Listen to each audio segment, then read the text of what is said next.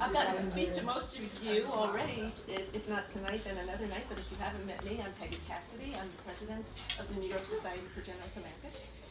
And I'm so pleased to welcome you tonight to our event, which we titled, what did we title it?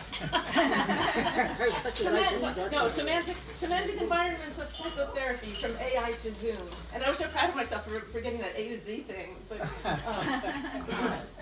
we have two fantastic speakers who I will get to in just a moment. But first, I'd like to introduce the other members of the board who are here tonight. Namely, our Vice President, Terry Manzella. Our Secretary and President of the Institute of General Semantics, Lance Straight, is right here. Yay. Our Treasurer of the Institute of General Semantics, Tom Giancarelli. I've no loss. Oh, you're right here. And one of our trustees, Terry McClure. Thank you. I also would like to encourage you, if you are not already a member of IGS, to consider joining the NYSGS events. As you know, are free, and come back to all of them, please, and bring your friends. I'm thrilled. We've got some Brooklyn College students here. We've got some other people who just came for the first time last time and brought a new friend. And, do it. Bring people. We're always happy to see new people. And as an IGS member, you also then have the benefit of the subscription to the journal, etc. And you get to come to the Albert Korzybski Memorial Lecture and Symposium, which is a 3-day event, always in the fall. Normally in October. This year it was in September, but I imagine we're back to October next year. What else? Those are the big perks, right? Yeah, discounts on publications and so much more. Courses that we offer. And you get to come to this incredible place. Well, yeah. So. And very cheap too. Very cheap. $50 regular, $25 for students. You can't go wrong. That's right. So tonight's event, this is so great. I'm so excited because I've been interested always really in the connections between general semantics and psychotherapy. And mostly I will stop talking in a second because these are the people who know so much more about it than I do. But when I started to think about doing a session, these were the two I wanted because they have very interesting and similar backgrounds in a certain sense that you'll see in just a second. The way I'll do the session is that I'll introduce our two speakers. Each of them will give some opening remarks, and then we'll have a fantastic conversation, and eventually we'll be sure to put it out to you for some Q&A. I have one request to make of someone, maybe not everyone, but someone, since I don't have my watch stopped and my phone is recording this event, so I don't know what time it is and I'm not gonna know, so if someone starts to feel like we should be getting to the Q&A, do something. Just like, do something. Sal, you'll be the one, do something. Okay? So, our two speakers are as follows. Oh, we didn't decide who's going to speak first. Coin toss? Peter speak first. Oh, okay. They decided. That's fine. So I'll read both bios though, and then we'll get started. So, Peter Costello, who is a longtime colleague of mine at Adelphi University. Peter Costello holds 2 doctorates, one in media ecology from New York University, and one in clinical psychology from the Graduate Center of the City University of New York. He is Professor Emeritus in the Department of Communications at Adelphi University and a clinical psychologist working with individuals and couples in New York City. He is the author of Attachment-Based Psychotherapy, Helping Patients Develop Adaptive Capacities with the APA Press. Laurie Ramos holds a PhD in media ecology from New York University and an MSW from Fordham University. She is Professor Emerita from the Department of Communication at William Patterson University and an LCSW, licensed clinical social worker? Yes. Thank you. Practicing in New York City with a particular interest in trauma-informed therapy. So with that, I'll let Peter begin. Hi, hello everybody. I wasn't sure exactly what to expect. Shall I stand up, Terry? Is that what you're saying, or raise my voice? We can't hear you. Both. You can't hear me both? Yeah. Okay. Now stand up. I'm going to read. I wrote out what I'm going to say. Those of you who know Neil Postman know that Postman always insisted that people who were addressing an audience write out what they were going to say. And since I didn't quite know what to expect tonight, I actually wrote this out and ran it by Peggy, and so I hope it's okay. There are two ideas that I would like to offer as a little bit of context for our discussion tonight. The first is a metaphor that comes from Marshall McLuhan for how we tend to misunderstand the effects of new technologies. Can you hear me? Yes. Yes? Okay. What? What? McLuhan thought that we saw new technology. Beautiful. Say again? Beautiful. Beautiful? Yeah. Shout it. Okay. McLuhan thought we saw new technologies with a kind of rear view mirror vision, as though we were speeding down a highway by looking in the rear view mirror at where we had been rather than at where we were going. We can't see where we are going because we can't know the future. In the case of new technologies, we try to see where we are going by thinking about the new technologies as merely slightly improved versions of what has come before. We miss the transformations and the creative destruction that they hold in store, thinking merely that they will be a bit more convenient than what has been there. Thus, we saw the locomotive as an iron horse. We saw the automobile as a horseless carriage. We saw radio as a wireless telegraph. I think that we may still see the cell phone as simply an improved version of the wired telephone. We didn't realize at first that the iron horse would create a vast new national economy and culture, devastating and destroying many local economies and regional differences, that the horseless carriage would empty cities of the middle class and create new forms of living in vast new suburbs and exurbs, among many other effects, or that the transmissions of radio and later television would create a global village of mass media and mass audiences that would sometimes number more than 1 billion people. We didn't see what the cell phone would do to transform the lives of adolescents and children, and our politicians' political processes and governance, or the other effects that we are still only very dimly aware of. There are two constants in what our rearview mirror vision conceals from us about the effect of new technologies. The first is that the new technology undercuts existing forms of social organization and usually reduces or even eliminates their previous levels of practice and significance. And I would expect something like that to happen with psychotherapy also.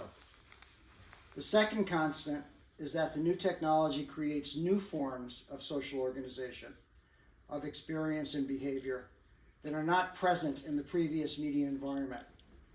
These new forms are very, very difficult for us to anticipate. We don't see them coming. They haven't been possible before. But generally we adapt to them and come to value them, perhaps without realizing how profoundly we have been changed. I would expect both of these constants to operate in the case of psychotherapy, as new technologies are incorporated or as older technologies are newly applied to the practice of psychotherapy.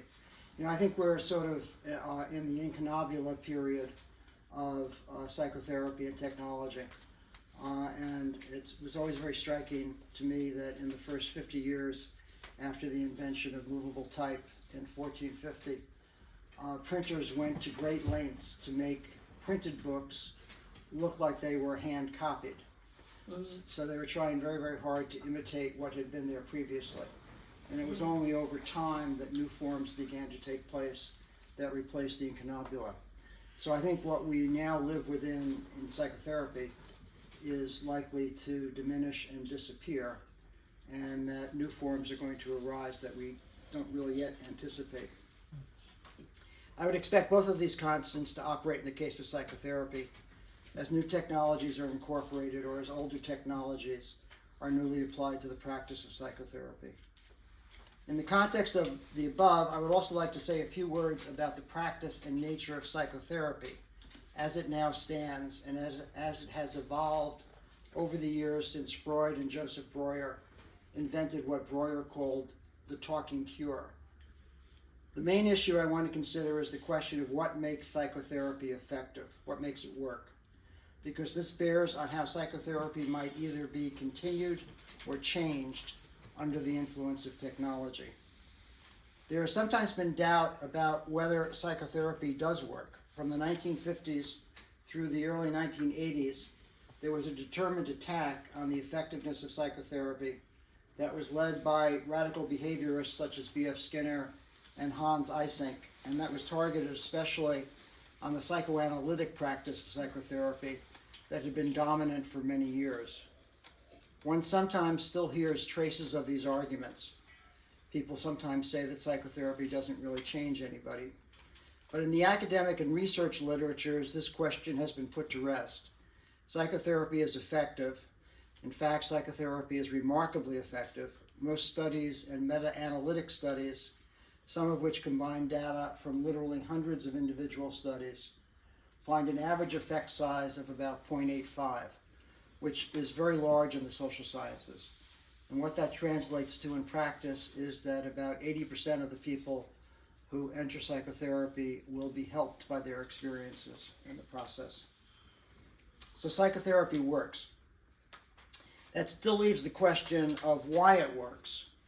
And here the disputes and the disagreements are very alive and active, and sometimes still very unfriendly and hostile. Broadly speaking, there are two main schools of thought, and there are lots of ways to divide up the different schools of thought. But for our purposes, two main schools of thought. The first is what one might call the medical model. The medical model in psychotherapy was originally practiced predominantly by physicians.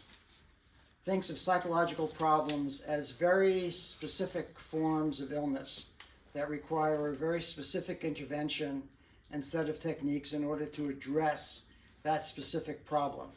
It's akin to how we might think about surgery. If there's a problem with a broken leg, one consults an orthopedic surgeon who performs a highly specific procedure to fix the broken bone and to restore functionality. One doesn't do heart surgery or kidney surgery for a broken leg. This is similar to how the medical model thinks about psychotherapy, that there are very specific psychological illnesses, say an eating disorder or anxiety disorder, and that each should be treated by a particular psychological intervention. So there should be a sort of a particular approach for each particular kind of problem. Thus, for example, PTSD should be treated by exposure therapy, perhaps by prolonged exposure therapy, as pioneered by Edna Foa at the University of Pennsylvania. Depression should be treated by activation therapy, OCD by various techniques of cognitive behavioral therapy, and so on and so forth. The second model or school of thought is what one might call the contextual or social model of psychotherapy. This school of thought points out that despite the battles that have raged between the advocates of different schools of psychotherapy, and I always find this conclusion almost startling given how I was trained, but that despite the battles that have raged between the advocates of different schools of psychotherapy, between the psychoanalytic and the psychodynamic and the cognitive and the behavioral and the experiential and the adherence of EMDR or of AEDP or of any of a number of other specific therapies, that the consistent evidence from studies that allow for comparing the effectiveness of different forms of psychotherapy is that all forms of bona fide psychotherapies are equally effective. So it doesn't matter, in some sense, what school or what technical approach one psychotherapist comes from. They're all equally effective, even though they have very different and competing accounts of what's wrong. This finding is consistent enough and has been around long enough that it's acquired a cute nickname. It's called the dodo bird verdict, named for the dodo bird in Alice in Wonderland, who at the end of a race declares that all have won and all should have prizes. Right. That's good. So it is with the dodo bird verdict about psychotherapies. All are effective and all should have prizes. How can this be? The answer provided by the social or contextual model of psychotherapy lies along two lines. The first is that what is curative in psychotherapy depends heavily on the alliance, the relationship, and the human interpersonal interaction between therapist and patient as they work together within a particular belief system about psychotherapy to confront a problem that the patient has brought to the therapist. And the second is that this element of psychotherapy is common to all bona fide forms of psychotherapy, and that therefore all work about equally well. So the idea is that you form an alliance, a relationship with another person whom you trust and who has a compelling theory about what's wrong and what needs to change, and you enter into the belief system and you enter into the relationship, and you have a trusted companion in confronting the difficulties that you're having in your life. And the trusted companion becomes a transformative experience and changes the way in which you relate to the difficulties that you're having. So that it's not the particular technique, it's not in the case of PTSD, it's not the prolonged exposure. It might as well be interpersonal therapy, which is very, very different, but that both involve this kind of trusting relationship, what John Bowlby, the founder of attachment theory, called a trusted companion. One of the quotes that John Bowlby especially liked comes from a short story by G.K. Chesterton. And the line, which has always been very resonant for me, is that there are no words to express the abyss between being alone and having even one companion. Can you say that again? There are no words to express the abyss between being alone and having even one ally, actually is what he said, yeah. That's a transformative difference, and that makes all the difference. Second, right, okay, said that.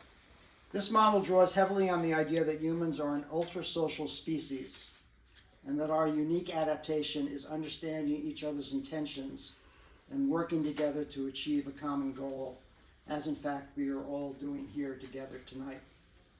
There's more to say about this, and I am leaving some important issues out, but I think this is enough for our getting started. So just to summarize briefly in conclusion, psychotherapy works. All of the different bona fide psychotherapies work equally well. They all work equally well because they share the common factors that emphasize the interaction of two people, with one helping the other in working to solve a common problem. So in terms of our conversation tonight, a key question is how the application of technology to psychotherapy affects the relationship and the interaction between patient and therapists. What aspects of psychotherapy will technology destroy? What new forms of psychotherapy that are at present only dimly foreseen will arise as they fit and are empowered by the application of new technologies? And other questions as we think of them. Thank you. Oh, wonderful. Thank you.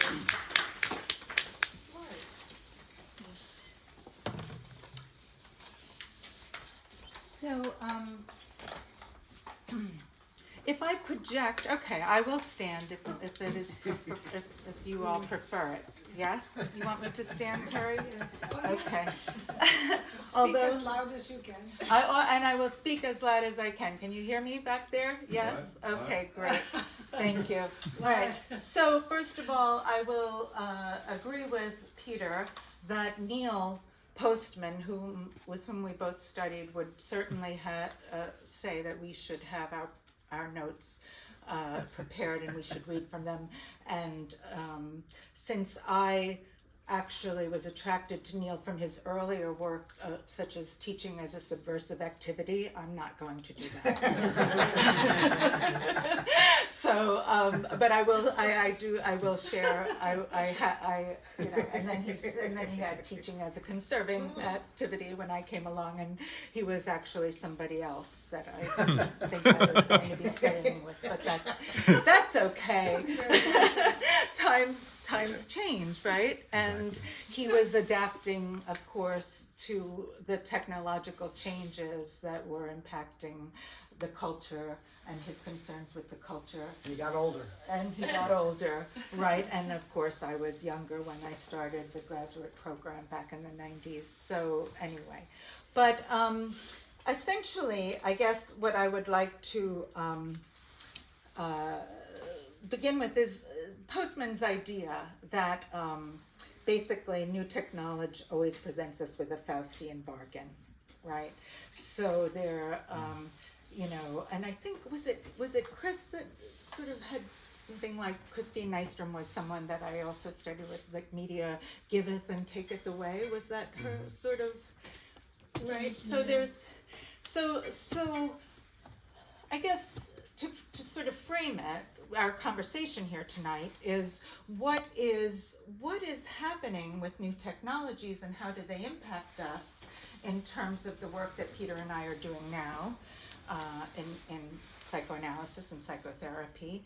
And I want to sort of first come at that by acknowledging that I am a media ecologist first and foremost. That is what I was an educator, and I was studying to be a teacher, and then I met Lance in a course with Peggy as an elective in communication from cave painting to print, which I thought was so fascinating that I just had to take it as an elective.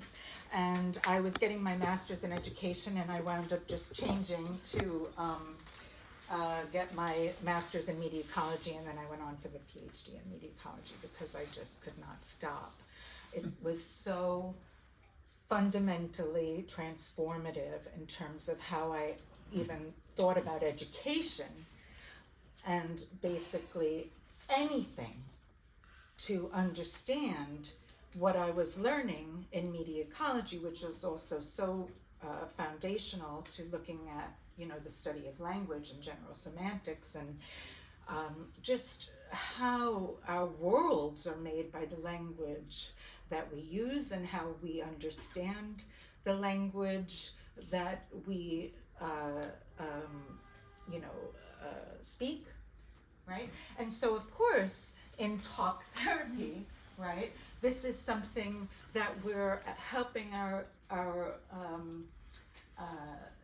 in this trusted relationship that Peter referred to in terms of our really sort of gaining an alliance with somebody, is to be with somebody in a project of sort of looking at our world making and the way that we understand our constructions of reality and the very events that happen to us. Now, Peggy mentioned that I had a particular interest in and I do work with people from a trauma-informed perspective. In other words, what were the sort of fundamental traumas that impacted people's lives, and therefore in those events, in those traumatic events, what happened and who were you at that moment in time, right? Because we learn from general semantics and also so many people foundational to media ecology that we're not fixed in time, right? So we're always kind of evolving. So in that moment of, let's say, a traumatic event, who were you in that moment, in that age, in that family, in that culture, right? And how did you understand what happened to you? What language did you give it, right? Because we only have language to make sense of our world and our senses, right? So that's why in traumatic events we're so keyed into something. We'll have a smell, we'll have a sort of sense memory, a sound, something will trigger people who have PTSD, for example, right? Because it's a similar sort of sensory experience. And so, in that event, right, what happened and what did we abstract from that event? What did we understand? What language did we ascribe to it in order to make sense of it? And then in this kind of alliance that Peter and I are in this work with our clients, is to help us understand that we, sort of the words are not necessarily the reality, right? Words are a representation of what we experienced, and what we gave meaning to is open for deconstruction. And that's the work that I kind of see us doing. And so my background in communication and media ecology and language was just, absolutely fundamental as I see it in the progression of me leaving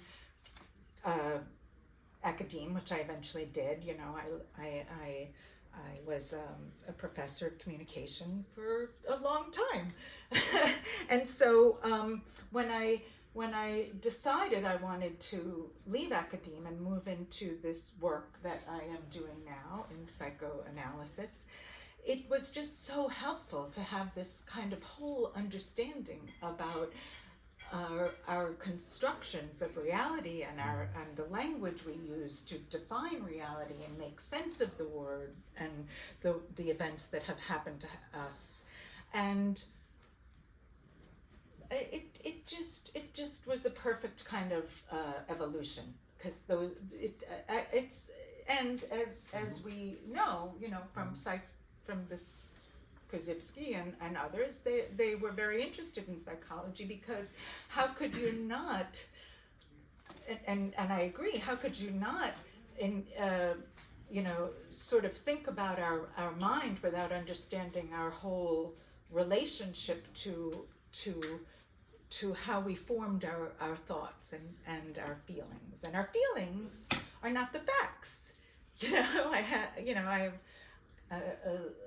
I remember the first time I heard that from a client who was in AA, you know, and she said, I said something, and she said, right, feelings are not facts. And I thought, oh, that's right. That is a foundational understanding, that our sensorium and our way of making sense of the world isn't necessarily reality, right? We interpret reality, and a media ecologist understands that we're using our senses as a kind of medium through which to interpret the world, but that's always an interpretation of reality. There's no sort of reality that is fixed.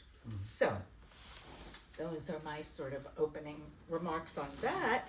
And then I just thought I would kind of share with you sort of three fundamental, sort of foundational periods in my life, personally, that were marked by significant technological change and media changes, and also impacted me and bring us up to sort of how I got into where I am now, thinking about psychotherapy and technological change, right? So first of all, I will just say I was born in 1964, which was actually the year that Marshall McLuhan wrote Understanding Media, right? Well, published, right? Or an edition? What would you say, Terry? Published it.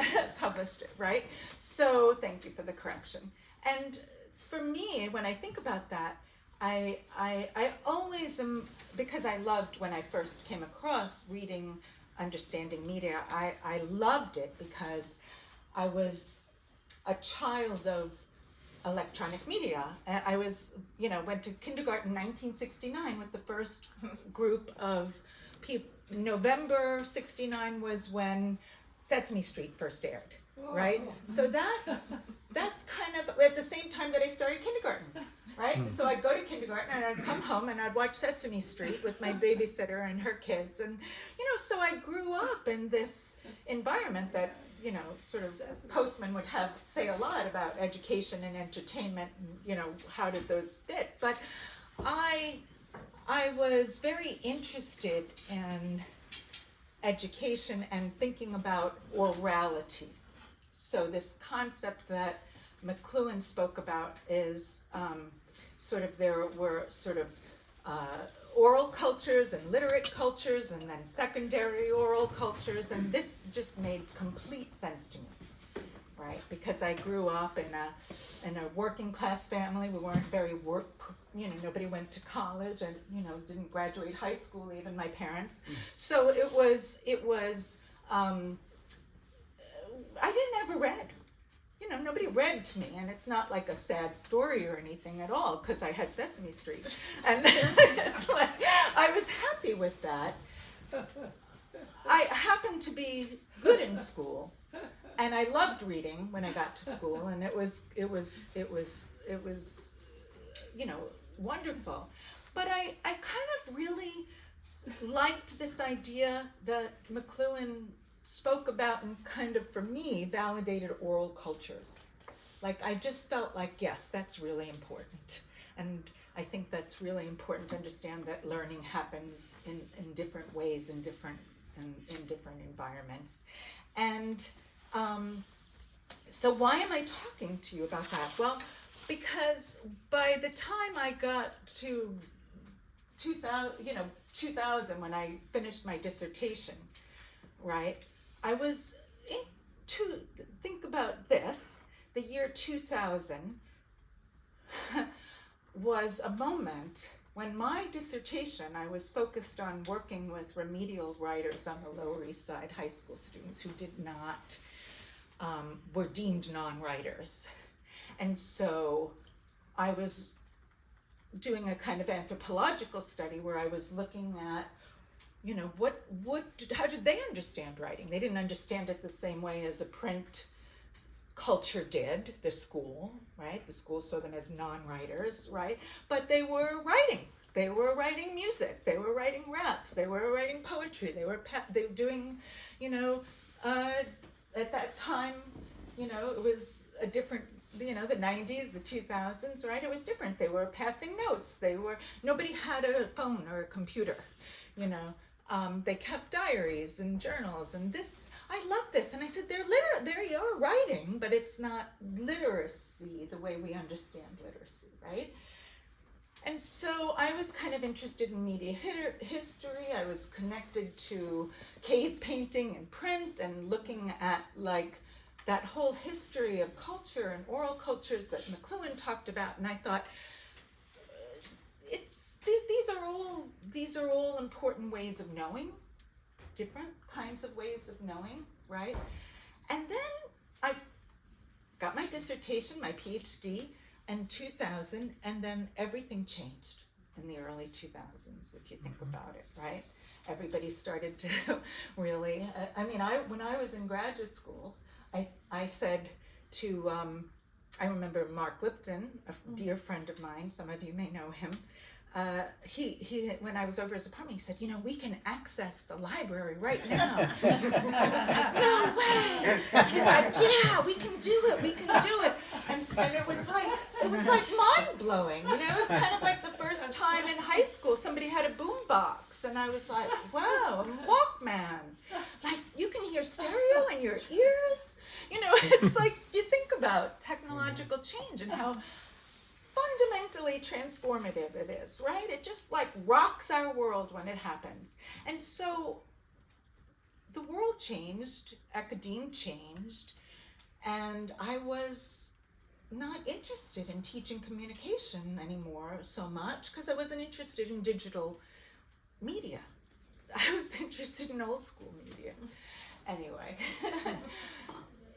that just gives you an idea. I'm sort of saying 2000, right? And then 2020, so around 2010, I went back to school. I started saying, I don't really want to teach this stuff anymore.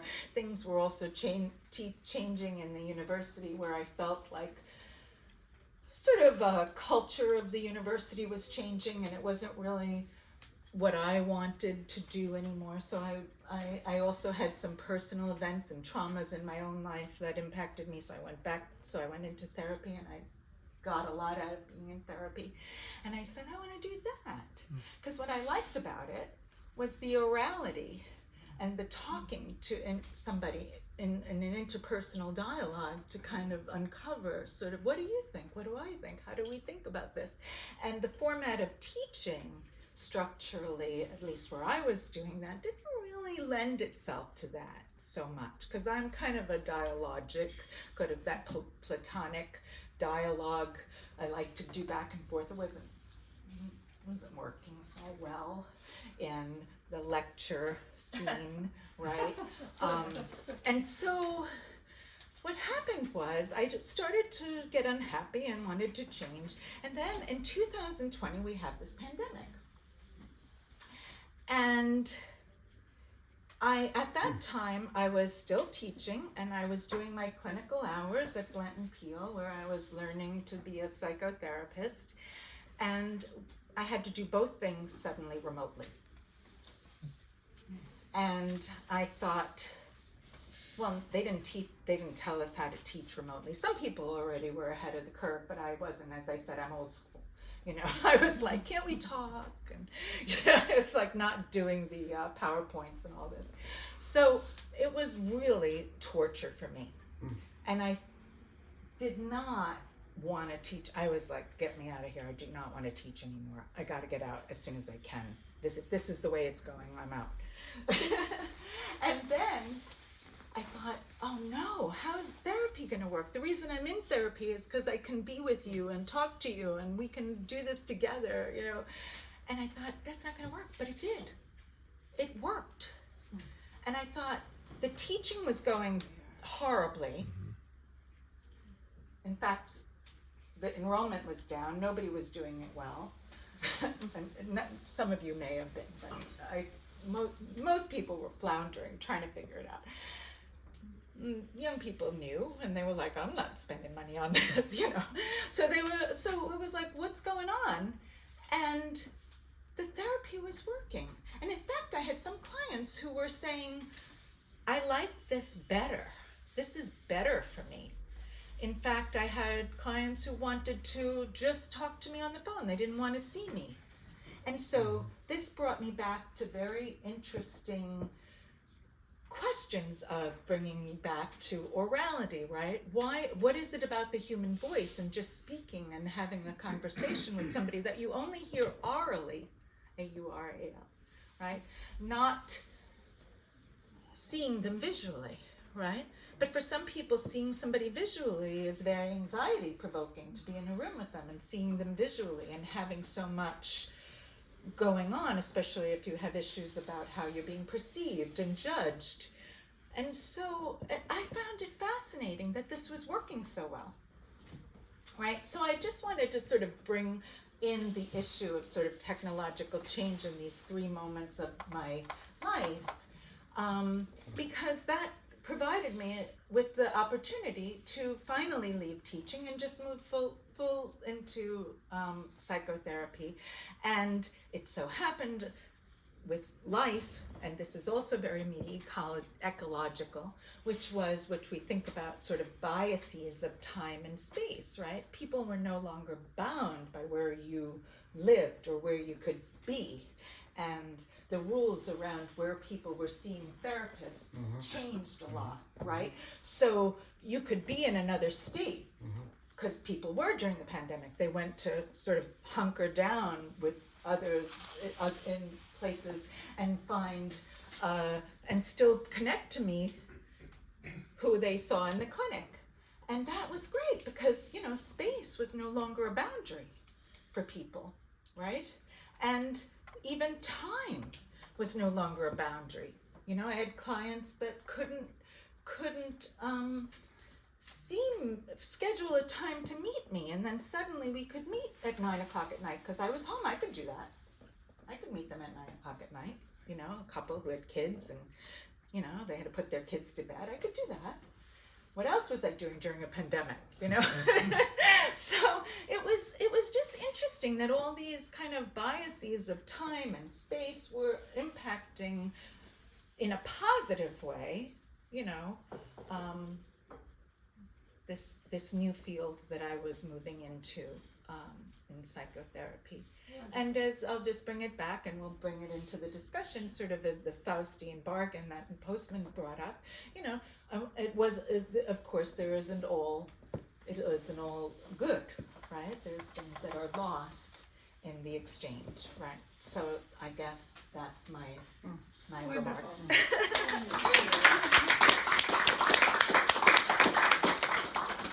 There's about 600 things I want to ask, and I don't even know where to start, so let's just start anywhere, which is maybe from what Lauren was saying. I'm watching Peter sort of nodding. In COVID, what was your experience with patients who I assume you only ever saw in person? And it was the week of, I think it was March 11th. We can't hear you. And I had no idea that everything was about to change or that everything was about to stop, and that we're going to be, I think it was 2 weeks to stop the spread. And so I saw all my patients. I had an office on 23rd Street in Chelsea. which I loved. And from March 11th, I wasn't back in the office for a year. The office just sat empty. We paid the cleaning woman to come in, and just because we wanted to support her. And but I didn't see a patient in person for a year after that, and everything shifted to on the telephone. I would go out in my car because I was at home, and there weren't a lot of places one could go. So I go out in my car, and the car had a pretty good sound system, and I was running the engine for hours and hours a day, you know. But I would sit there and talk to people on the car phone or on the car audio system. And it actually was sort of lovely in so many ways. And these were all people whom I knew and whom I had spent a lot of time with. So we had a basis, but they became a voice.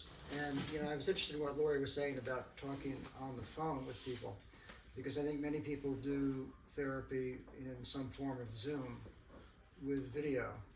And by and large, I haven't done that. I've done it almost exclusively on the telephone. And you have someone's voice in your head, and you're the voice in someone else's head. Yeah, that's interesting. And each person is sort of occupying their own space. And there is something lost. So in psychotherapy, you know, my patients would change on the hour, and I would maybe have 5 minutes between patients. But one of the things that was always so remarkable was how completely the atmosphere of the room would change from one patient to another patient. Just, you know, when someone comes into your presence, you're sort of flooded with an experience of who they are and what they're like, and the feelings and the tensions and the thoughts that they bring with them. And a lot of that was attenuated and reduced, and it became much more of a kind of intimate voice-on-voice relationship where you're almost whispering to each other. You're whispering in each other's ears. And it's very boundaried because, you know, as Lori was saying, you know, some of my patients moved to Florida, some moved up to the Hudson Valley, some moved to Connecticut, some, you know. I had one patient who was in London for a year, and we actually did weekly sessions from London. So it's very boundaried, and they're very, very far away. But there's also this kind of intense intimacy of someone's voice as you talk about these very, very private things. And, one of the most powerful things about psychotherapy to me has always been the extent to which one can talk in a way that one talks to no one else. You know, so I've been married for a long time. I think there are things that I've said to my therapists that I've never said to my spouse. In so many ways, I'm obviously much closer to my spouse than I have been to my therapists. But there's a kind of intimacy and a directness that takes place there. And when that's not in the presence of the other person, I think in some ways the intimacy is greater even as the boundaries are greater. So it's, you know, I've thrown out a bunch of different things there. I don't know if that's really an answer to your question. Yeah, this is great. I love it. I want to sort of, any thoughts related to any of that? Or? Which part of it? I don't care.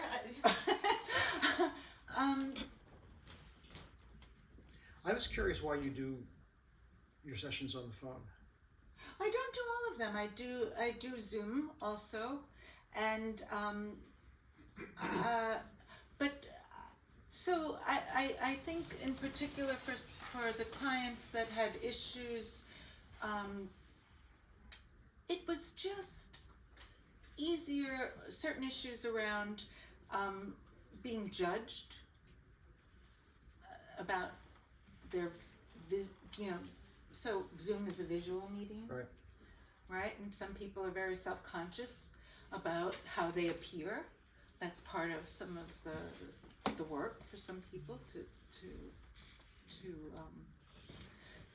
work on their discomfort with how they appear. And so to be able to just be the voice also, as you know, there's something very, and Lance and others can speak to this, something about the voice that is very time bound, right? It's very kind of, we're in the pauses in the voice, and there's something about attuning to sound and the spaces between the sound that I think was very profound I'm thinking of one client in particular who we were really not doing. We struggled, I think, in person and then in the transition to Zoom. And when we stumbled upon using just the phone, it worked. It was different. It just was so much easier for us to connect to each other in time.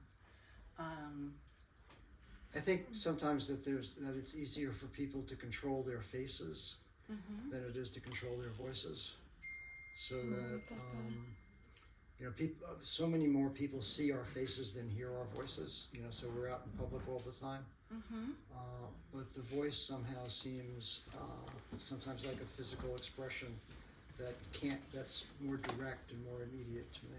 Yeah, I think the voice is very profound. I mean, I think about,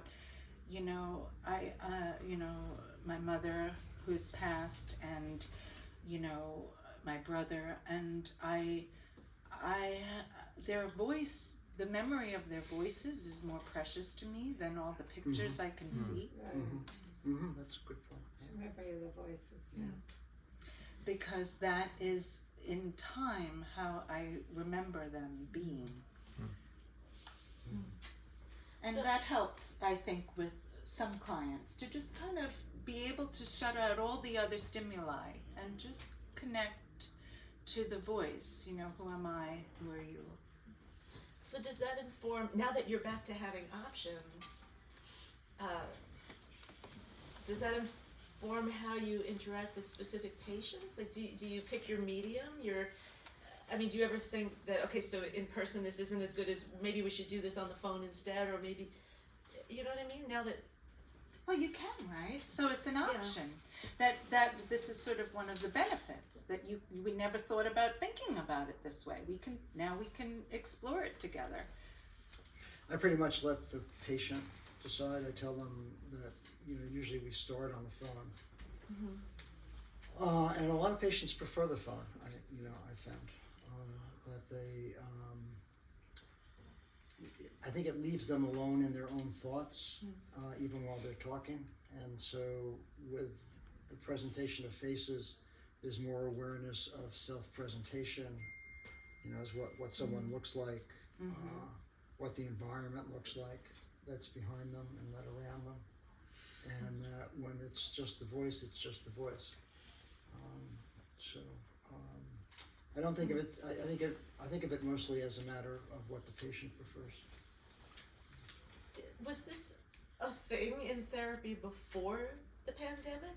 I mean, I'm sure people talked on the phone, but given what you have discovered about how well this can work, was that something that therapists used much in the past? When people traveled, right?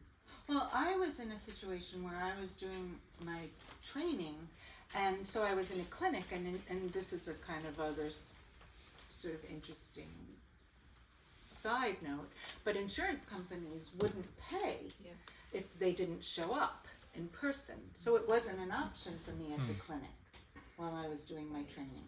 Because and then I had a client that moved to Connecticut, and she wanted to continue to see me, and in order to do that, she had to come in, and she did, because Peter talked about the trust that it's very hard if you've ever tried. Once you've had a therapist that you connect to and you've shared intimate things, to move in to another state and just start all over again with somebody else. So she actually came from Connecticut, but we would only see each other every 2 weeks. But I think that's a factor. I think there are some patients who would be very hard to see only on video or on the phone, because they have more trouble establishing a relationship with you. So I think some of my I've had some patients who are sort of late adolescents, and I think they might have had difficulty with purely phone contact. And I haven't had any of them who have been purely phone contacted. The mediated form requires a lot of skill, I think, in establishing a relationship, both from the patient's side and from the therapist's side. So you have to be able to elaborate something that's very personal without ever actually seeing the person, or feeling their presence. There's such an intensity of so many channels that you get from being in the room with somebody, and that's absent. Can I ask a question? Sure. So, Lori, do you find any of what's necessary in therapy to be attenuated by the more mediated forms? You, know what it is. can you, what do Well, you sound like you're is thinking there about something something. that's sort of withdrawn? Therapist from- talking. It's Is there something that's withdrawn from the process? Yes. I will say with that same client who had an issue where we struggled interpersonally in the room together, right? I think there was a benefit to that struggle. Because in her case, she had difficulties establishing interpersonal relationships with people, and so one of the things when you do therapy, you notice is whatever sort of shows up in the room shows up in people's. That's what happens. That's just kind of life, and so we struggled, and it often felt like. I kind of give you a concrete example, and this is for the media colleges, it's a technology example. So one of the things I was trained in is something called EMDR, right, which is a kind of trauma therapy that requires certain equipment. It doesn't necessarily require equipment. You can use it by stimulating. Basically, it's kind of stimulating people's so that they I'm looking at you, Terry, right? So I could ask you with my fingers to sort of follow where my fingers are, and you kind of use your eyes, and sort of the way it works is that your brain is distracted. Distracted is not the exact word, but it's like by you focusing on something else, or it can be an auditory beat in your ears with headphones, or it can be it can be a tactile pulse with these sort of things that you hold, or I can tap. You can tap on somebody's knees anyway. So it's a way when you're working with them on early trauma that they're a little bit distanced from the trauma by this kind of distraction on other things, so they don't sort of so re-traumatized, if that makes sense, right? And why did I start talking about that? About the presence of the person or not presence? Right, so she, this client really wanted to use this technology, and she started to rather be with the technology than be interacting with me in psychodynamic right, because and so I said, I'm not a technician. I'm not here just to work the machine. I'm a person that's using the machine, but I need to engage with you over these issues, So we got into these kind of control, you could say there were kind of control things where it was like, but we couldn't have done that, if it wasn't that we had the opportunity to engage with each other interpersonally. Mm-hmm. I mean, sometimes also in therapy, there's what therapists call a rupture that takes place in the treatment, where the patient gets angry at the therapist. And I haven't had any of that happen in the mediated forms of communication. and I'm not sure why, actually. It's not that my patients often get angry at me. It's not like I'm a mean therapist, but it happens occasionally that I'll misunderstand something, or they'll feel that I've misunderstood something, and they'll resent it. And that doesn't seem to happen in the mediated forms. It seems that there's something more cooperative about having a phone conversation or having a Zoom session that puts the patient, I guess, in equal control of the conversation. You know, when they're in my... I think control issues, sort of when control comes up, it comes up interpersonally more so than it does in these mediated spaces, because people are in their own homes. Right. They're in their own environment, which is can be a benefit, Right. right? Because they're comfortable, Right. and they get to show you what they want to show you, right? And you know, I'm just thinking of a couple of other examples with this, which was so interesting. You know, also in the clinic we had very small rooms, right? Because you can imagine. So they were some rooms, you know, as big as Cubicles, this, right? And I had clients who literally had to sit as far away from me as they possibly could, because it was just too much to have the interpersonal connection. And then, you know, by the end of our work together, they were able to sit much closer, and actually they didn't even want me to use the technology with EMDR. They wanted me to tap, you know, physically, so they felt me, instead of the pulses of the tactile machine, which is kind of interesting too, right? So they went from this extreme of not wanting to be near me, or I was too close, to wanting to be closer, right? One other example I'm just thinking of is I had a client that would always come in and always be busy, and you will see this, you know, when they come in, for example, you know, just with her bag and getting her business out of the bag, and when she said to me, "Go ahead, start without me." And I said, how would I start without you? And she said, "Well, I'm not the most interesting thing in the room." Yeah, there you go. And I said, "Well, let's talk about that." Right? You what's more interesting than you? Right? And that would never happen on a Zoom, you know, or a phone call. No, like that right. just opened up so many possibilities for us. There is a kind of a quality in the mediated form that is different than I think operates in the office. And the other thing I would say is that I think that there tends to be a kind of, at least for me, I don't know if you found this also, Laura, but there seems to be more of a focus on problem solving almost. So it becomes actually a little bit less psychodynamic or psychoanalytic, although that's always part of the background for the discussion of the problems. But You mean on Zoom? On Zoom or on a telephone call, that there's a focus on what's going on in the patient's life outside of the discussion in the therapy room that seems greater to me or more extensive. So I would say I think there's more co-equal control of the session and somewhat more of a problem-solving orientation and somewhat more of a cooperative control of the situation. Are there, this is going to be a broad one again, but you know, take it however you want or wherever you want.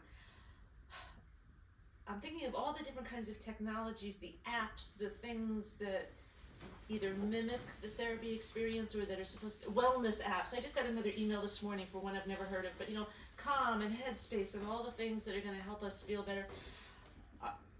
Are there technologies like that you find are either helping or getting in the way of your process with patients, or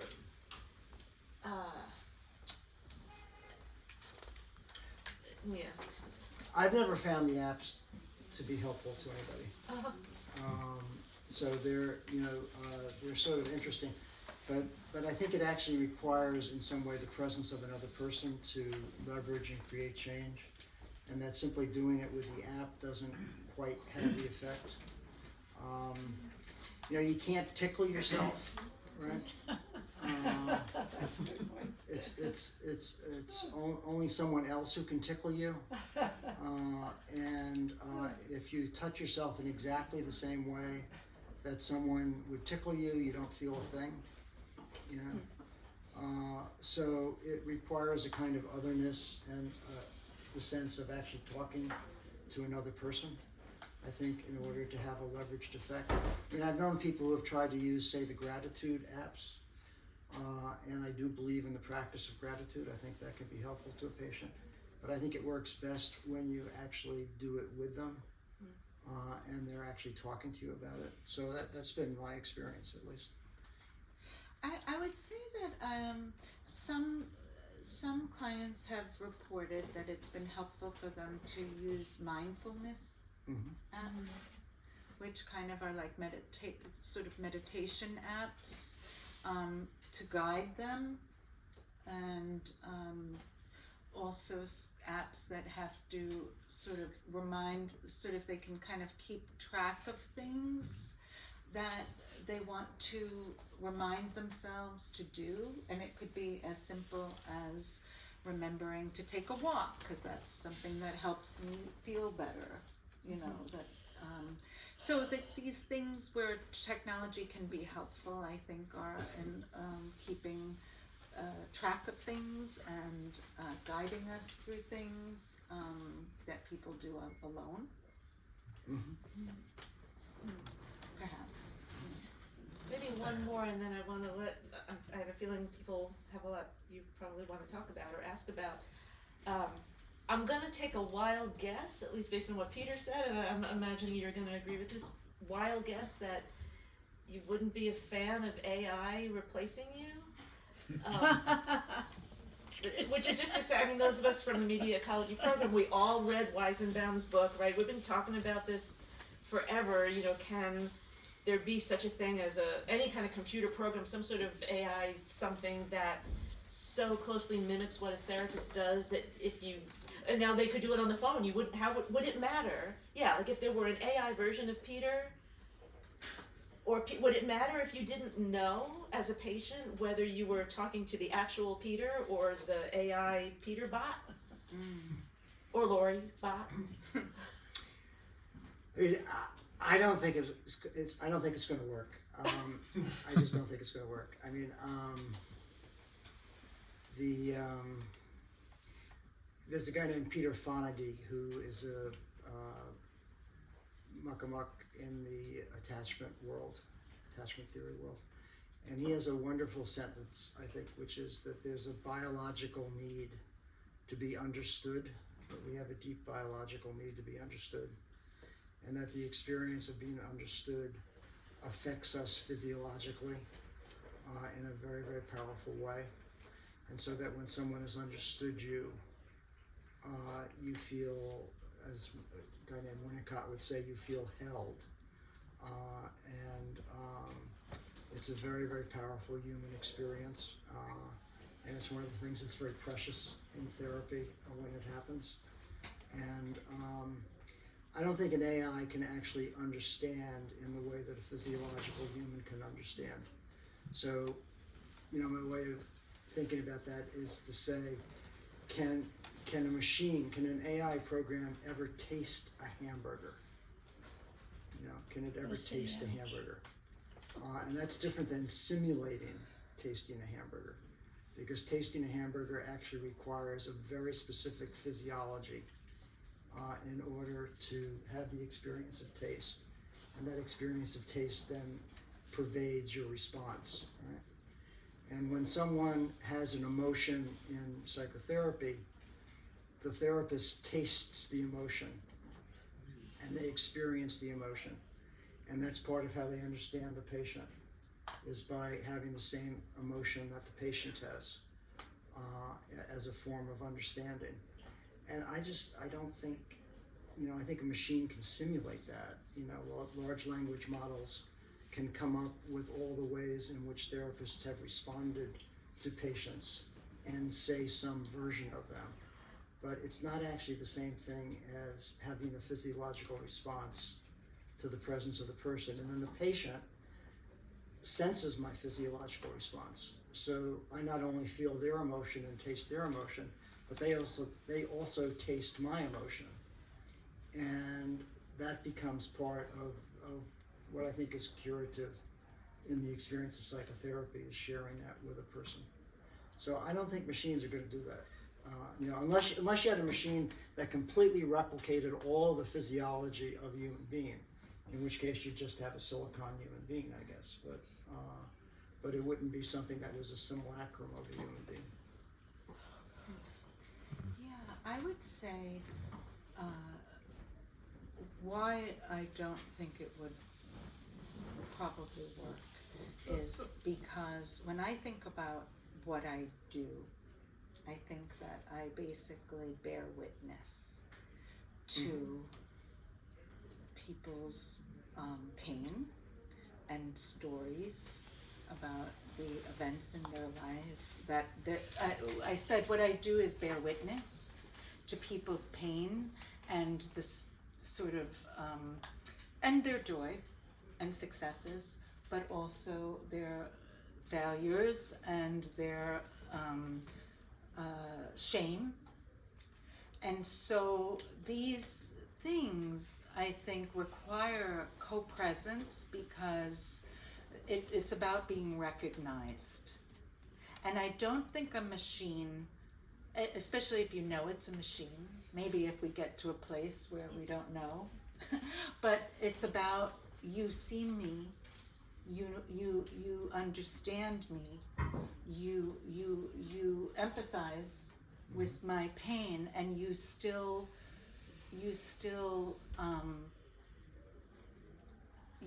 think I'm of value, in spite of my shame or what I think is, that a machine can tell you you're okay, you're good, you should feel good about yourself, or but it's not the same as sort of baring your soul to somebody and sharing your shame. Shame is so powerful, and it's so connected to trauma. I think just that I just think that you have to have a human being kind of be willing to be with you in that, and I don't see a machine. Now that said, I will add, I have like a concern about these, well, let me backtrack. There are economic realities, I was saying, like the issue of insurance, and the clinic not paying, right? So, media technologies have economic consequences as well, right? So you have to realize that, for a lot of people, right now I live in rural western New Jersey by the Delaware water gap, right?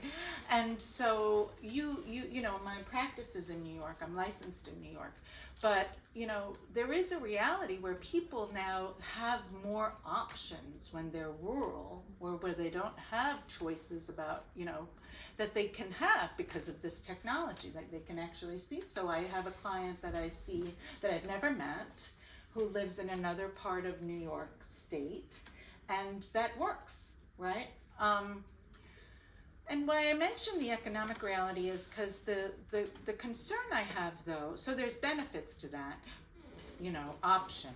But the problem is when I think about people talking about, sort of using AI or robots to help, sort of in nursing homes, people that are lonely, and be caregivers and give people companionship and things like that, right? So there's an economic reality where, we can't, it seems, perhaps we can't get enough people to work with people in rural places, or places that are, where they're lonely, and this will give them companionship. But the problem is, right, if we accept that premise, then we never try to solve the underlying economic problem. Right? It's just like, why don't we pay people enough? Why don't we get outside the box and think about how we can solve these problems other than using technology to solve these problems? But that's me, you know. So it's like it's a double-edged, again, getting back to that kind of Faustian bargain. Yeah, there's benefits that we can use economically, you know, Zoom is cheaper, we don't have to have office space, right? I only have office space, you know, In one your day a home. week, Yeah, or, right. you know, or in my home, or, you know, but then you hear about a lot of clients who can't find therapists who will see them in person. And interestingly enough, I will say that the clients I have that want to see me in person are the youngest clients I have, who you would think they would be totally comfortable with the technology, but they were in college during the pandemic, and it was a disastrous. It's enough. It's enough. They need they're Awesome. dying for like the interpersonal connection and to be witnessed and to be seen and to be understood. And, you know, so that's just another kind of thought that I will share. Yeah, let's, questions. I'm curious, especially about trauma therapy. I would think that that means that the person's map is not the territory necessarily. And so I'm curious if either of you can tell us how general semantics comes into your practice. And I'm thinking of Wendell Johnson's speaking of IFD disease, which is idealization, frustration, and demoralization, because I would think that social adjustment and how one is looking at it is all about general semantics, and especially Korzybski's, I would call it hardening of the categories. You know, he has several ways of getting people to get beyond what they're thinking, and the term etc. How has that helped you in framing it to the person?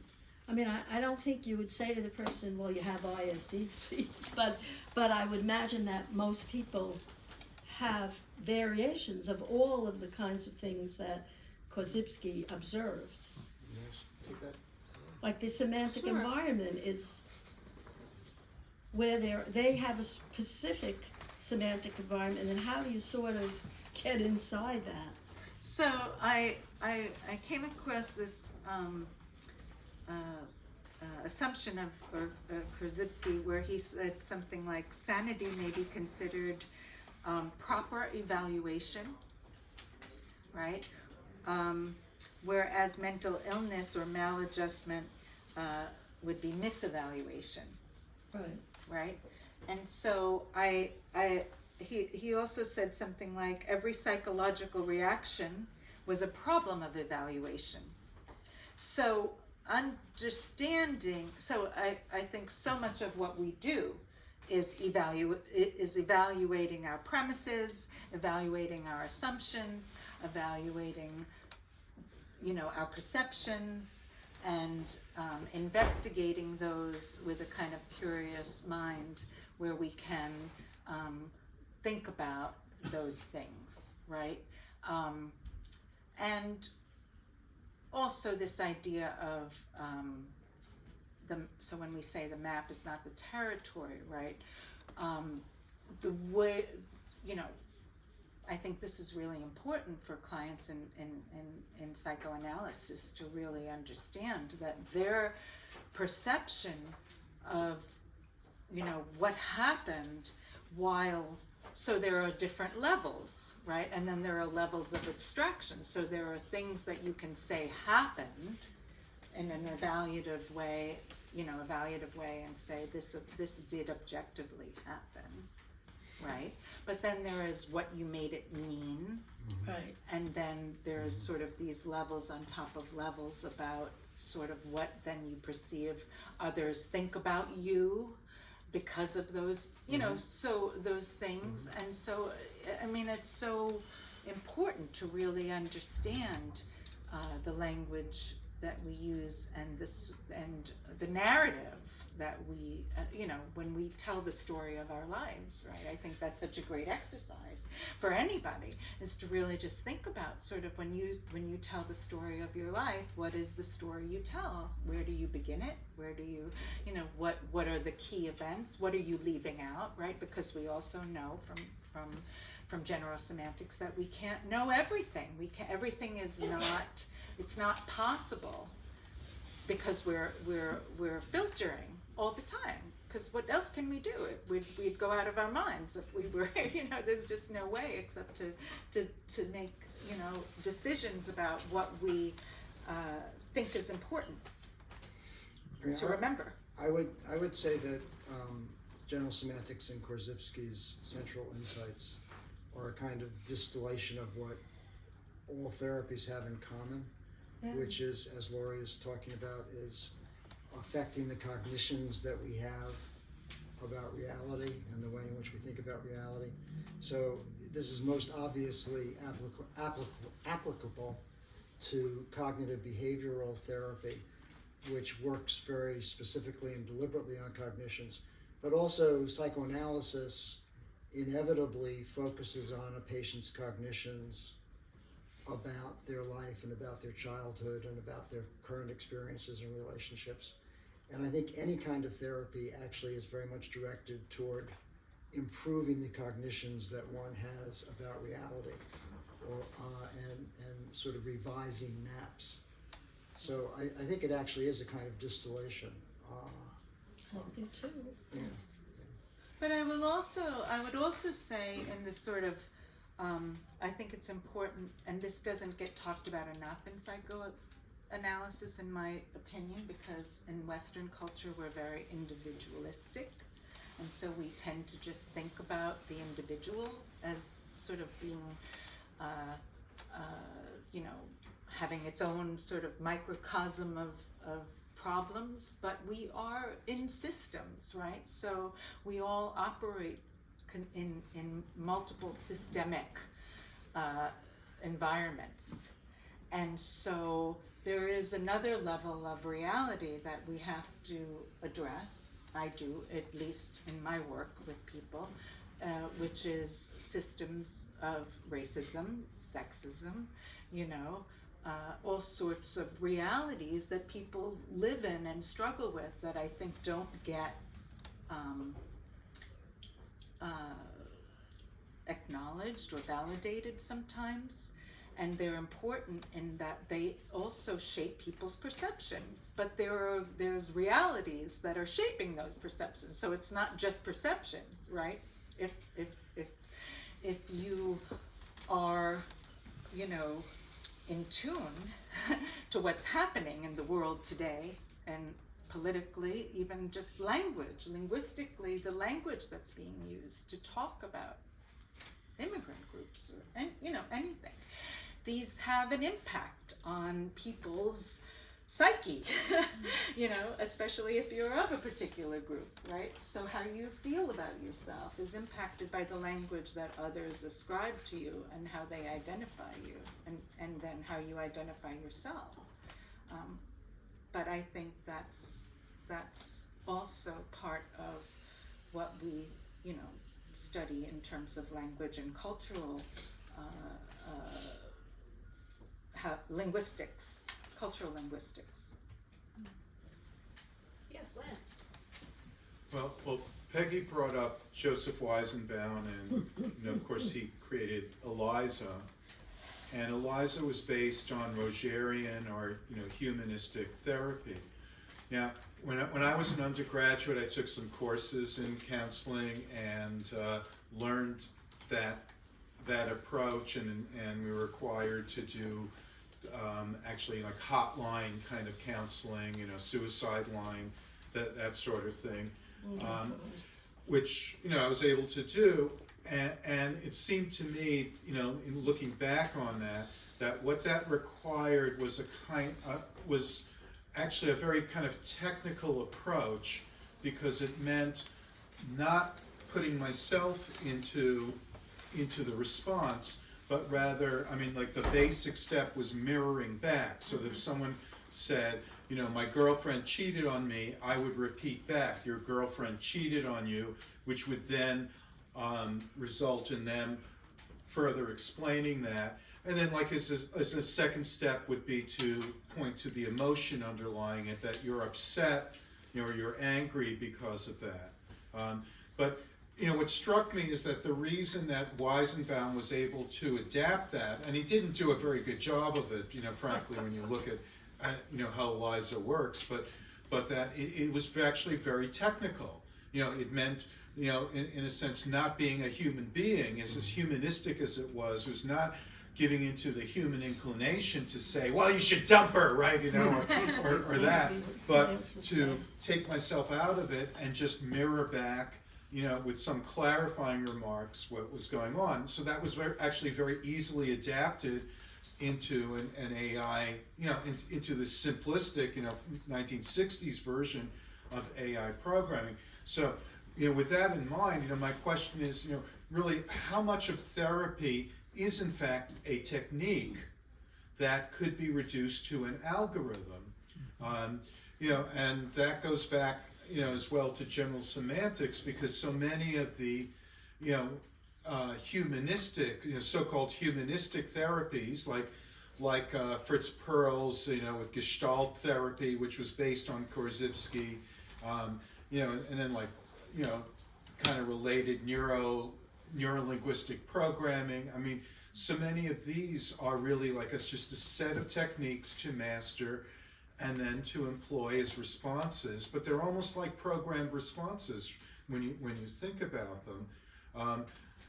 And I'm sure that from your point of view, it's more of an art than a science and all of that. But I just want to throw that out to you, that how much of that is technical, and and therefore reducible, could be reducible to an algorithm. I would one of the guidelines that I found in my training that was very helpful was the idea that you should invent a therapy for each different patient, and that each patient is actually treated differently. Of course. And so in that sense, I think it requires, and then, there are theoretical understandings one brings into the room. So for me, attachment theory is very important, so when I'm sitting with somebody, I think in terms of their attachment categories and attachment characteristics and their internal working models, and those things are sort of questions I always ask myself. But there's also the way in which you actually have to relate to the person to make them feel connected to you and for you to feel connected to them. And that has to be accomplished with authenticity. So one of the things that Rogers also talked about a great deal was that the therapist's response has to be authentic. Right. It has to be a genuine response to the other person. And I don't think you can do that algorithmically. I mean, there are algorithms. I mean, the schema of attachment classifications is a kind of algorithm, So someone who's anxiously attached has to spend a lot of time controlling their own emotions and feelings in a way that takes them away from an actual connection to the other person. And so that's that you could reduce that to an algorithm. But the way in which it actually operates, I think, varies with each person. So when the patient on the phone tells you that their girlfriend just broke up with them, the question that I think I would have in my mind is, why did the girlfriend break up with them? And how often has this happened before? And what was the individual's contribution toward the girlfriend's breaking up with them? Did they pick somebody who was very likely to break up with whomever she was with? Or did they construct a relationship in which the person made a choice to get out of the relationship? And so that's, it contains elements of technique, but it also it's very individualized. I mean, what I love about this work is that there is no script. I think when it works well, it's because I'm present and I am attuned and trying to engage with what, as you said, everybody's an individual, right? So are there, I'm sure there are techniques that I use with different clients that are similar, but it really depends on who that person is, and what they need is different. Right. Absolutely. From my perspective. You've talked a lot about the importance of engagement, but there's also methodology, such as helping people understand how to explore, just how to explore at all, how to survey a territory, turn over things, see what's there, identify the relationships between things you hadn't thought of before. You know, that sort of technique. You know, there must be a literature of those techniques too, isn't there? Or is that just impersonal? I think there's certainly a literature of techniques, and you know, if you go it's psychoanalysis also. I mean, there are many books about technique in psychotherapy, and they're always insufficient to actually conduct a session. So if you go into a session and you just use technique, you know, the person would be, I think, completely befuddled and would not come back. And that would actually, you know, so is there a technique for empathy? You know, would you say that empathy is a technique? Well, I don't know. Empathy is something to be explored. Okay. That's my approach. Right. But I don't think it's something that, you know, you can, I guess you could read in a book that you should empathize with the patient, and certainly people write about empathy and how it occurs. You should help a patient explore their world. Yes, I think that's true. But empathetic responses, again, in Rogerian sense, is a technique.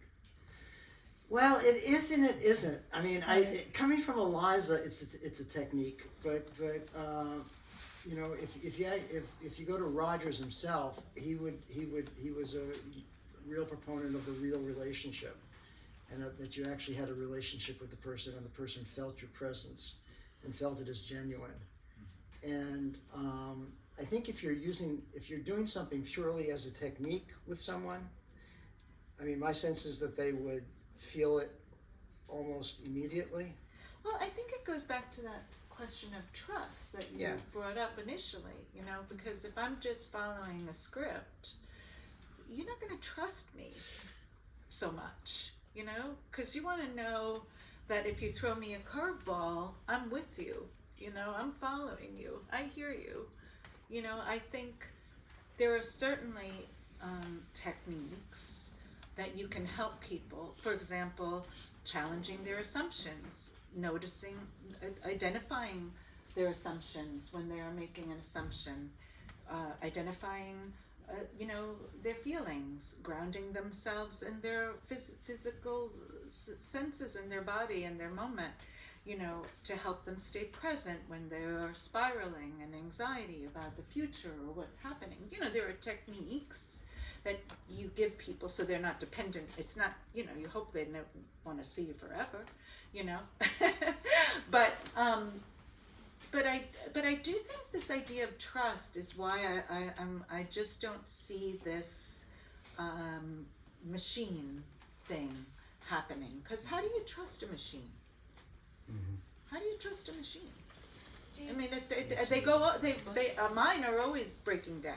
You know, or my Zoom I'm losing my Zoom connection. You know, or, I mean, it's like, how do you trust it? Well, machines maintain memory, and I find when using ChatGPT that I can query it, and sometimes I will ask it a question like, "Hey, based on what you know about me so far, like, tell me about myself." That's interesting. And then I will hear ChatGPT talk to me about myself and will identify things about me that I am not even consciously thinking about myself. Right. So that simulates trust. And the question I have for you all is like, I know this conversation has been a lot about authenticity, but I'm wondering, does a patient need authenticity, or do they just need something that feels close enough as we talk about the economics of the world, right? I'm reading a book right now. It's called Simulacra and Simulation. So in that book, the author's exploring the constructions of reality and how reality is somewhere that we can't really find, but we live in simulations that kind of build on top of itself. And it got me thinking a lot about the Fibonacci sequence and the fact that that algorithm exists throughout, nature, right? So what I'm hearing in this conversation maybe is an assumption that we don't already live within an algorithm, and that, the computer algorithm will never be able to replicate reality. But what about people who kind of already feel like they live inside of an algorithm, especially for like younger people who are pretty much cognitively placed inside of algorithms? Like, do they need authenticity, or do they just need something close enough in order for them to feel a level of connection that suffices? Let me ask you how you would answer that question. I kind of want to push back on the whole conversation. Yeah, I hear because that. as someone who has explored these different AI processes for professionally, etc., I'm constantly amazed at its ability to leverage memory and recollection to create quote unquote connection with me in a way that simulates something that at least creates emotion in me. It may not be true empathy, but they figured out some kind of algorithm that at least allows me to feel like empathy exists, even though I am aware that it is not existing. So I don't know. I'm questioning as I'm seeing AI improve. Even myself as a marketer, like Mark Zuckerberg announced that they have AI now that can put together an entire marketing campaign, creative strategy, etc., and shoot it out, without the need of a marketer. I'm questioning what jobs are not expendable at this point. So I know that was a lot, but the idea of algorithm, I feel like, maybe we already exist inside of some form of algorithm. And, with that being said, what is the real separation? And one more thing I just want to add. I know you mentioned talking to someone and people not getting as mad at you or upset with you, in your sessions. And I was wondering if that's even a good thing. Like, does that mean that you are now mechanized to that person and don't really deserve or require emotional response, because through this mediation, you are no longer, your humanity is somehow, or the aura is diminished a bit? Yeah, I think it is attenuated a bit and reduced. I think that's true, and I also think they feel more control in the situation than they do when they're in my office. But I think what you're saying is very interesting. I mean, in terms of where things can go, I think there are forms that I don't think I can imagine now that are possible. So it may be possible for people to exist with artificial empathy or artificial authenticity. Now they won't be like me, Right. and it won't be the life I've lived. And there may be fewer children born, for example, if in fact that's the way in which we become able to go. But you're already tracking in that direction. And that's why I say it, yeah. Because I mean, and when you talk about younger people who live in a virtual world and who are sort of in some sense not engaged in what I would call real relationships to the extent that I think I was when I was their age. I think it's a different culture, and it is a different form of interaction. I wouldn't say it's better, and I don't think I have the authority to say that it's worse, but it's different, and I think that's really the sort of wisdom of the rear view mirror vision metaphor that McLuhan had, that what's going to be invented is going to be something that we can't imagine from within our present mediation. Can I just say something, because you're talking about Jean Baudrillard's work, and that's the more real than real notion of hyperreality. And that's the idea that, for example, a simulation, you guys as therapists, you're human beings dealing with another human being. And when I raised that question, it was just as a devil's advocate. I hope you I saw your grid. Yeah, because sure, like the AI program could be 100% attentive to you, whereas a therapist, you might be thinking, I'm hungry now, or this guy's an idiot. You have your own things that you have to, you're dealing as a human being. And Baudrillard's point is that we've come to this point where these human constructions or these technological constructions come across as more authentic, more real than actual human experience, but that is problematic. That is highly problematic and not a good thing. But I also wanted to say the Fibonacci sequence is, we don't live in an algorithm. There's a pattern in nature. Pattern's the right word, and that's Bateson's term. The Fibonacci sequence is a mathematical formula that has structural similarity to the pattern that is in nature. Then this is fundamental in general semantics. It's structurally similar to the pattern, but it's not what is actually out there. It's the way that we represent what's out there. And that is the kind of distinction between an algorithm, which is a human creation, and the pattern that exists out in the world.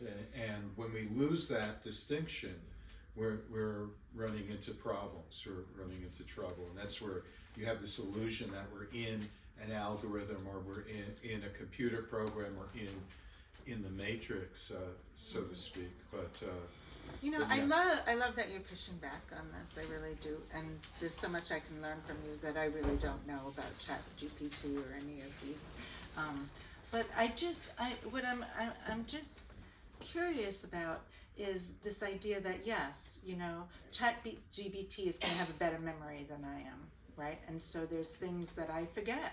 Like people tell me and I might not remember because I'm imperfect, because I'm a human being, right? And they might get mad at me.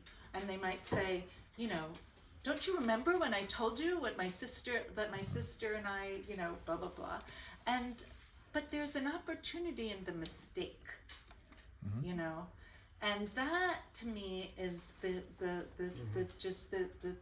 sort of perfection that a machine can't do, because it doesn't make a mistake. It'll maybe have a perfect memory, right? And so I wanted to ask you, like,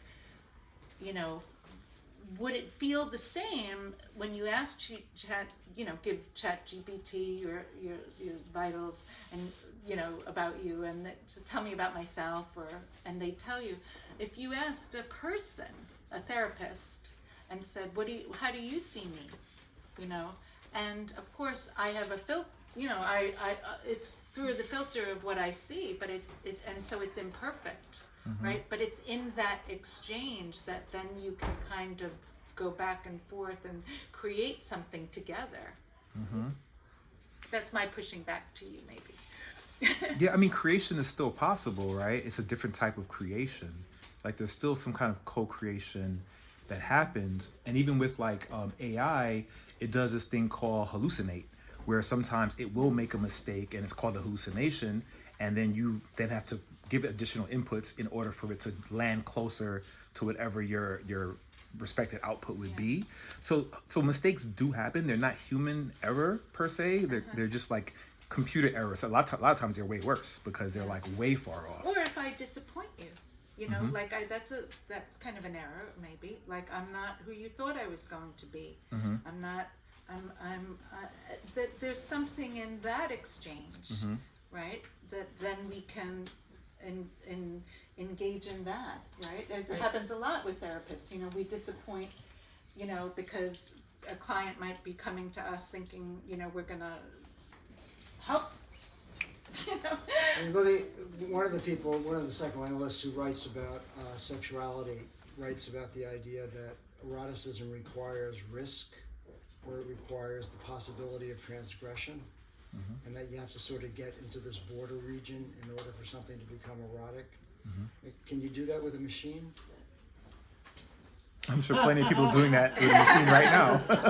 Some people are trying. Some people doing that with a machine right now. People say yes. But I like well, maybe idea so. of Yeah, connection, But right? I mean, Is it's this like. how we're gonna wrap this? Yeah, I think It's like the question of whether you can taste the hamburger, you know. Do you even have to taste a hamburger Right, to be right. able to describe it if you have the history of everyone who's tasted hamburgers at your whim? But is the description the point or the taste? Well, it depends on the receiver of the information. If it suffices my need, doesn't matter. Just questions, you know. So let's do It's all. one more. I see a Brooklyn College student. Yeah, I have something to add. I was kind of happy that you just brought up the whole like, can you like have like an erotic relationship to a computer or whatever? Because I was kind of thinking of the movie Her. You know, but I think earlier you were talking about therapy over Zoom and how like that fashion of therapy can eliminate like the natural spoken cadence and a lot of like emotional transaction in like psychotherapy.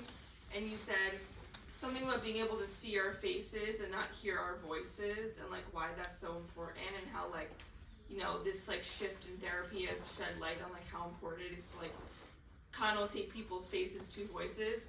Do you think that like, for example, something that's familiar is like seeking therapy advice like through something like ChatGPT? Do you think that because we have such like a growing dependent relationship on like technology and AI, like ChatGPT, could we start, I'm not saying it's a pro or a con, but do you see us going in the direction where we start to like change what we consider like a face or an image? Because in the ChatGPT sense, like that's an instance of we only hear their voice and don't see their face. It's like the opposite effect. And like, do you think people will start to change that opinion and kind of be like, well, maybe ChatGPT can't taste a hamburger, but we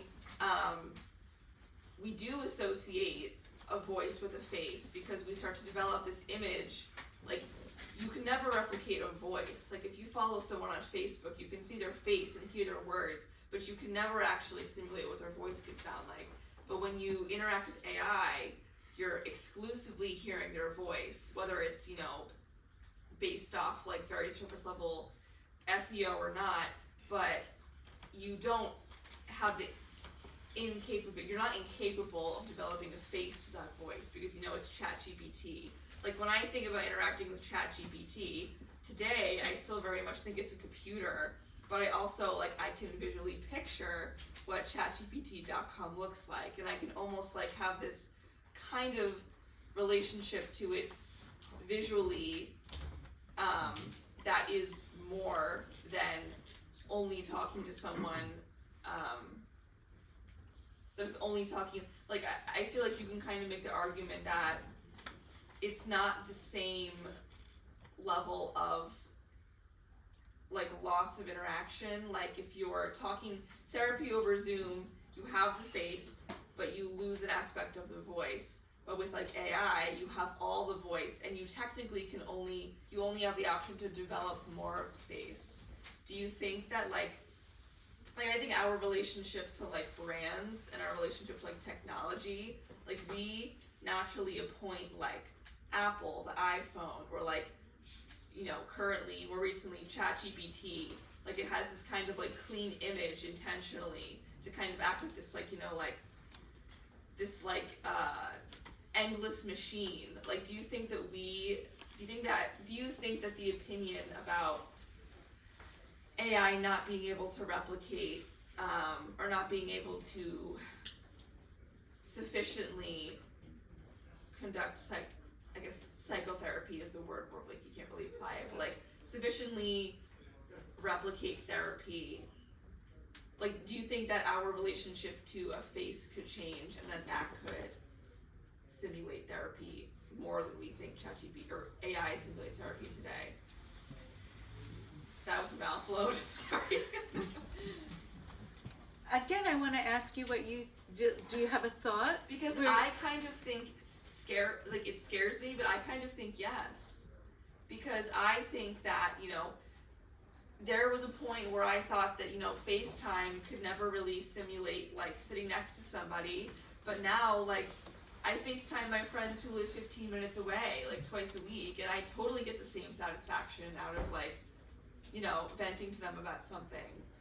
And I feel like we like, I don't know, it's creepy, but do you think that we will slowly develop like more comfortable relationships with things like Siri, and thus like, I hate to say settle, but like, do you think that like AI therapy will ever, I mean, like, it's hard to think about it, but like, it is like a possibility that people will establish it so? Like, do you think it could ever get closer to a point where it Can I add one? really substitutes? I think you're saying, you know, our brains might change and therefore we might prefer something else. Yeah. That's possible. Well, it's just talking to yourself, though. Yeah. It's all talking to yourself. I mean, well, if Isn't you that what look therapy at is? ChatGPT, like, you're talking to it and then it's giving you information based off, like, technically based off of anything that anyone's ever contributed to the internet. You know, And that's not myself, that's so many other inputs. I think the emphasis in what you're saying is that somehow the machine is going to become like a person, Yeah. and so that the fundamental thing that you're trying to create a simulacrum of is of a person. Yeah. But we actually have people.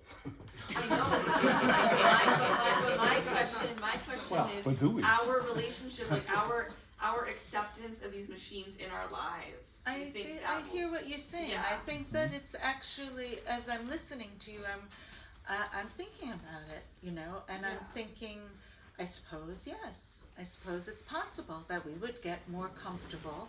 You know, I think, again, like of all the FaceTime or Zooms I did, you know, in my remote house out in the woods where I can see my friends and talk to them all the time, or my clients, and that does sort of become enough, good enough, or acceptable. Yeah, And it's so not- I it's- think anything is yeah. possible that we do begin to accept. But I think the question is, do we want to stay vigilant about that? Or, you know, maybe not. I don't know. But is it something that we want to think about? What are we losing in the process? You know? There's an experience that people have a lot with online dating, where they will meet somebody and text back and forth with them and talk with them on the phone and think that they're a good match, and then they actually meet and it falls apart. And Yeah. I remember reading somewhere, maybe in Sherry Turkle, one of Sherry Well, Turkle's that's books. Sherry Turkle's Alone Together. Yes, I really was is all thinking about this that. stuff. Exactly. That's- Sherry Turkle's Alone Together.